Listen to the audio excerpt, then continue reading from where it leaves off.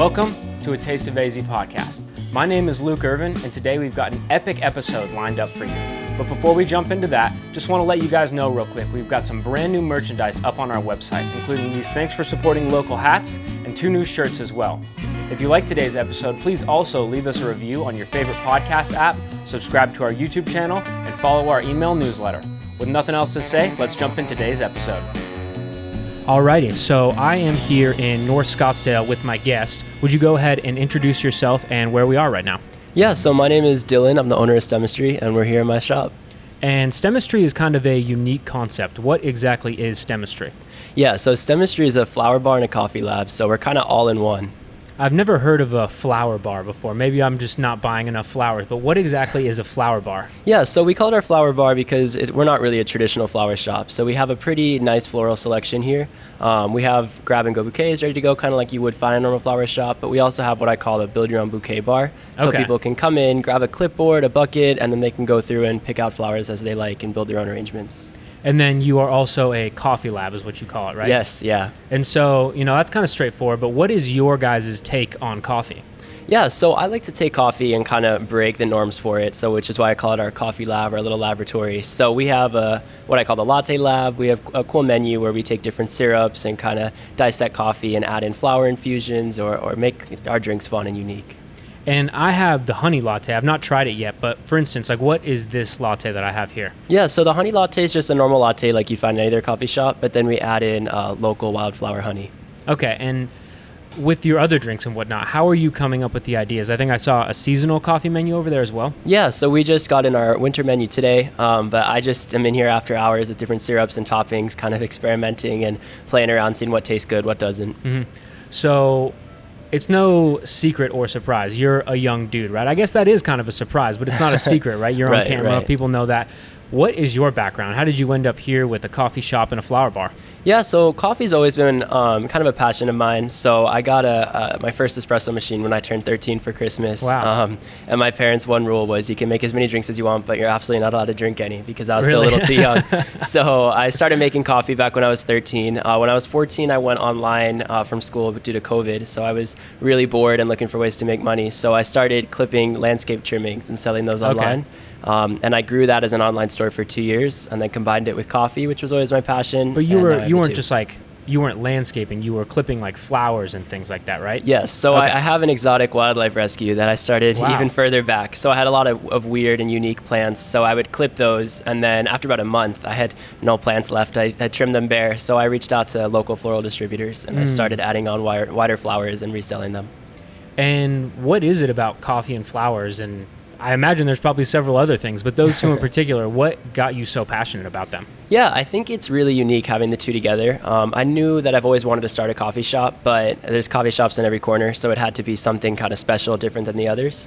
And then as far as flowers go, they're not necessarily a passion, but I do think it's cool to allow people to come in and be creative and make their own arrangements, rather than just having your normal flower shop where an arrangement's $500 and you walk in and it's kind of like copy and paste, grab it and go. So I combined the two and I made it kind of unique in each aspect of the store.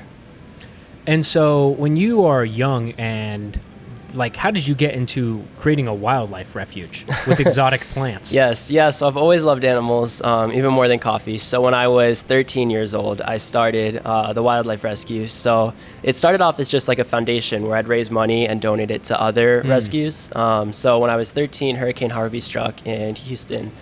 So I started an online fundraiser and I raised $1,000 and my parents wanted to kind of congratulate me for being, outgoing like that and being out there and taking initiatives. So they flew us out to Houston, my sister and I found a shelter out there and was able to donate the $1,000 in person. So I got on the local news there and it was kind of my first taste of philanthropy and I absolutely loved it. So I just kept growing it from there. And so, most kids aren't doing this. When I was your age, I was skateboarding and playing sports and things like that. I imagine you probably do regular, normal kid stuff as well, but yes. Do you recognize that it's different and unique the way you're kind of rolling through life at this point? Yeah, absolutely. I definitely like to be unique. I like to, a lot of people just after school are always hanging out or doing the same things. I like to take initiative and go out, make money or follow a passion, whatever it is. I always say, why wait? There's no reason to wait until you're in college or out of college to pursue a passion or a dream or start working if that's something you enjoy. Where do you think that comes from? Is that something that you just were I don't want to say lucky to be born with, because obviously there's a ton of work that goes into it, but is that something that like maybe your family inspired from you? Is that something that you saw elsewhere and just loved, or have you always been like that? Honestly, I've just always been like that. I'm not necessarily sure it came from my family. I surprised them too when I was out doing things like that. Neither of my parents really did what I did at their age or do what I do now, but they've been extremely supportive, which played a huge key role in allowing me to be successful in all those little endeavors. Absolutely. So you said it was around 17 that you began doing the clippings. Is that correct? It was in 2020, so I was 13 years old. Doing the clippings then and selling them. Okay, excuse me. Yes. So how long that went on for 3, I did that 4 years? for 2 years. So 2021, October of 2021, I signed the lease for this store, and I opened in March of 2022. So about 2 years until I was open. And so what is it like learning all these new things that you have to learn? How to find a location, how to sign a lease, how to renovate a place? Because you said this was, I think, a hair salon before you moved in, right? Yeah. So when I first came to my parents, it was August of my freshman year of high school, and I said, I've had this for almost 2 years now, this online store. I've made X amount of money. I've barely spent any of it. I want to reinvest it into the company. I want to combine my passion coffee, find a space and open it. And I had a whole PowerPoint presentation, and my parents were definitely not on board because I was... I was 15 at the time, so it would have to be in their name, obviously.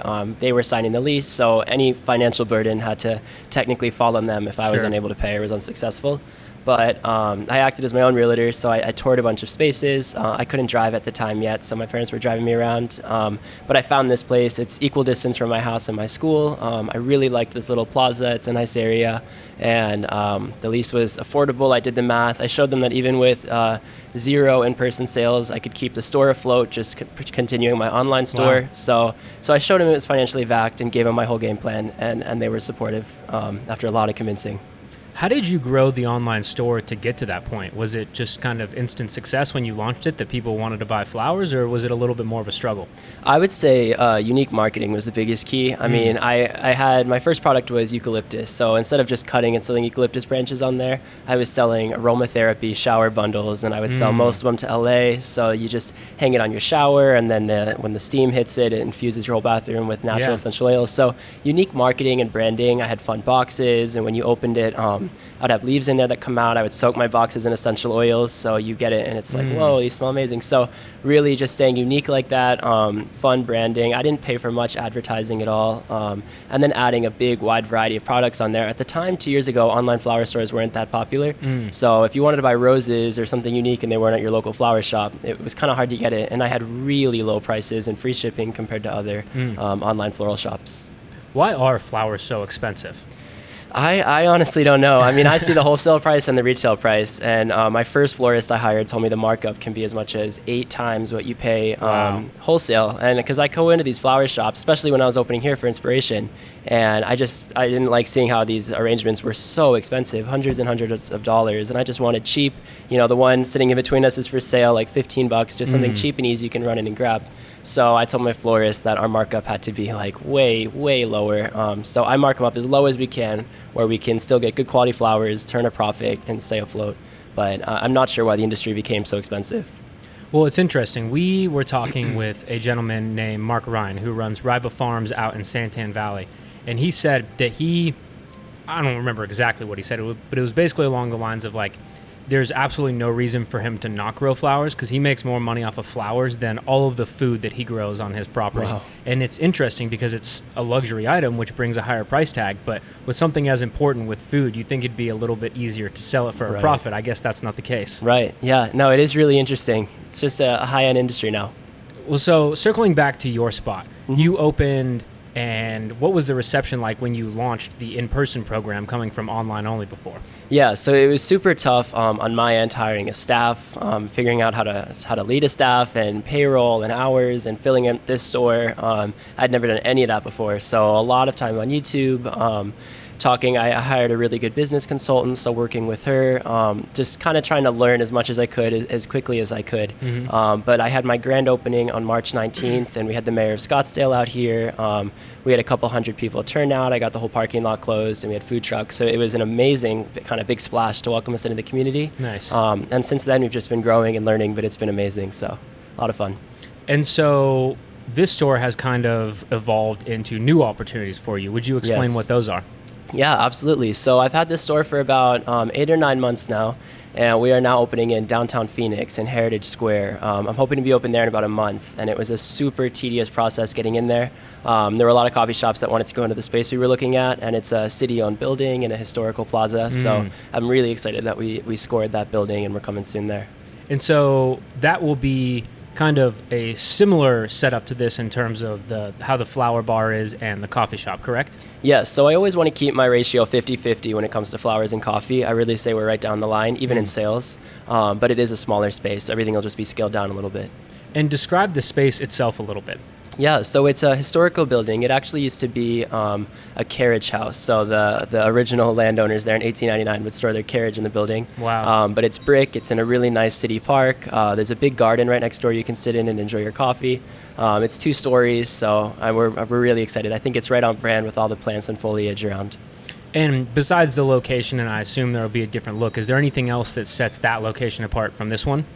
So not necessarily. We do, everything's going to be really similar. We do have a pretty unique menu there in the sense that we renamed all of our drinks here after the names of the original property landowners back in 1899 at Heritage Square. So it's in an effort to draw attention to the original history of the place and let it not be forgotten. Are you a history guy yourself? I've always loved history, yeah, which is why I'm really happy to be down there. Are you a native of Arizona? Yes, yeah, born and raised. So when I was your age, which was not too long ago, but Arizona had changed a lot since then to now. Is that something that you feel like you've witnessed a lot, Arizona kind of changing and modifying through your years? Yeah, I would say so. I mean, I haven't been around too long, but I Sure. definitely would say that I've seen it growing a lot. I'm on the mayor's youth council, so I work really closely with our mayor now. Nice. And I've worked with I'm currently working with the Scottsdale City Arts, so we're working on a big remodel down by Fashion Square and where they have their city buildings there. So I'm really excited. I think Scottsdale is kind of growing and developing in the right direction, which Sure. is good to see. You said you're on the mayor's youth council. What does that look Yes. like, and how did that come to fruition? Yeah, so I started that August of last year as well, and I've always really liked politics, especially local politics, and just getting involved with the community. So I saw that our mayor had a youth council, just a couple kids he gathers to consult. So that's where I started working with the mayor last year. I've been a year strong now. I'm still on it again this year, and we do really fun initiatives around Scottsdale and statewide. So I've gotten to meet a lot of fun politicians and work on cool projects in that. Absolutely.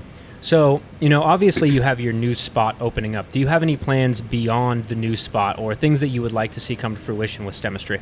Yeah, I would love to keep growing Stemistry. I think we really came up with a cool, unique concept here. I have an amazing staff, an amazing team around me growing the company and giving me great ideas. So I'd love to keep growing. After our second location, I'd like to keep expanding throughout Arizona. I don't really have plans maybe extremely long term, but to go out of state. I'd like to stay local in Arizona, but bring a fun place to hang out at every community. So let's dig into the coffee a little bit more. What kind of coffee are you guys using? We talked about a few of the drinks, but what's one of your favorite menu items? So my favorite, it's embarrassing for everything I have on there, but I just go with the plain latte. But we do have all of our fun drinks. Our most popular is the rose latte. So we use rose extract and we infuse it into the latte. So it's just a plain latte, but after that first sip, you get notes of rose in there, which is pretty interesting. And I really like that drink too, but everything on our menu is unique in the sense that you're really not going to find it anywhere else. A lot of them are florally, but we're experimenting right now with flavored nitrogen bubbles that we drop on your drink for an add-on. So anything that kind of catches your eye, but also adds to the overall flavor profiles of the drink, I always look into.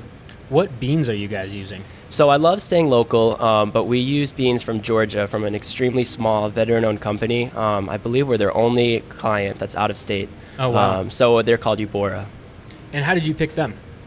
I actually, back when I was 13, I was on YouTube all the time trying to learn. I'm self-taught as far as being a barista, so I was trying to learn how to make coffee drinks and work with the machine. And the person I was watching that was teaching how was using Eubora beans. So it was just the first I saw, so I ordered it, and they sent a really nice gift message in the box thanking me for being a customer. And working forward from there, I worked with different projects using them. They were always kind of extremely supportive and helpful through all my endeavors, even opening the store, offering a lot of advice. So I feel like they're really family-oriented did, and they kind of took me into the family. So I've been loyal to them since. Have you actually visited their location or roastery before? I haven't. I would love to, but I've talked with the whole team. I've seen videos. We work closely, but one day I'd love to visit it. It's incredible how closely you can work with people over the phone and Yes. over the computer and things like that. It's pretty wild. Absolutely, yeah. So with that said, do you still do your online flower business, I imagine? We do, yeah. So out of the back room, I have my staff shipping every day. We have a warehouse in Tempe, so we're still big on shipping, yeah.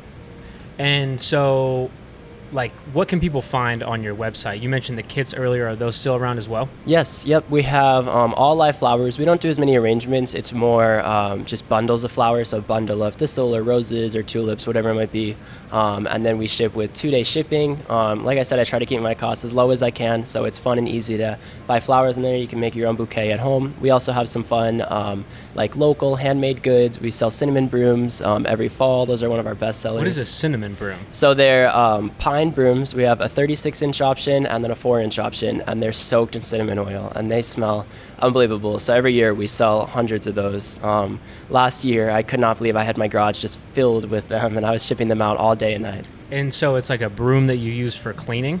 It's just decoration. So it's just a pine broom, used for decoration. You can hang it on your wall. It's wrapped in twine, but it's fun for the fall, yeah. Yeah. So what is your favorite flower? My favorite flower? Ooh, I mean, I love eucalyptus just because it was the first thing I ever sold. We have 4 tables in here. Every table is made of eucalyptus wood. I had those custom made when I opened the store. I thought it was fun to kind of like full circle it and tie it back to there. But I also really like thistle, which is one of the flowers we carry here. I'm not sure. I've always liked those. They're pretty cool looking. What are some of your most popular flowers? Most popular. Roses are always extremely popular. A lot of the smaller greens and filler flowers, like we go through a lot of baby's breath. I notice especially here sunflowers move extremely fast. We get in proteas, so we have like king proteas, queen proteas. They're these big flowers. They've been around since the Jurassic era, so they're really cool looking. Wow. And we sell a lot of those as well.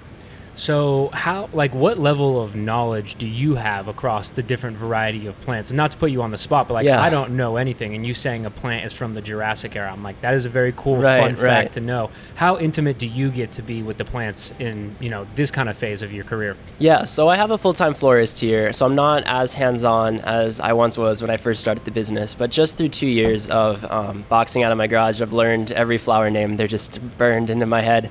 So I'll always know those, but I'm definitely not an expert when it comes to flower care, plant care, anything like that. I'm self-taught in kind of every arena that we do here. Which there's nothing wrong with that, right? Yeah. So your full-time florist, how would they kind of assist you on the journey? Would they ask you what colors are you looking for? How does that work? Yeah, so my full-time florist basically does all of our ordering, so keeping flowers in stock. I want people to walk in and see we have 3 big showcases full of flowers and a big fridge. I want those always full all times of the day, so you walk in, you're not disappointed if we don't have flowers. I want them all healthy looking. I want bouquets in the fridge ready for grab and go. We offer national delivery, and we're really big on local delivery for flowers, so we're always shipping out local bouquets. We can do same-day delivery, so my florist is always here to make sure that he can create arrangements, make our little minis. We serve every single coffee drink that's ordered for here with a mini arrangement on it, which just kind of incorporates the flowers, even if you're here just for coffee. Not to take with you, though, right? Not to take with you, but they are an additional purchase if you'd like to. You'd be running out of flowers really quick, I Yes, imagine. oh, absolutely. So, you said your new spot is opening like January-ish, right? I'm hoping by the end of December, but it's delay after delay. So, but my goal right now is by the end of December, yeah. Well, congratulations on that, and good luck wrapping it all up. Thank you so much for sitting down with us. It was cool to kind of hear your story, and it's awesome as well to see such a young kid, if you will. I don't mean that demeaning at all, of course, but just such a young kid with kind of the tenacity that you have. And it doesn't seem like I'm not saying it wasn't a lot of work, but it doesn't seem like it has sucked the youth out of you at all. You seem young and spry still. So thank you so much for talking with us. Thank you for having me on. I appreciate it. And yeah, anyone listening, come grab a bouquet of roses, get a rose latte, and just enjoy the rest of your day. Yep, Cheers. you as well. Thank you.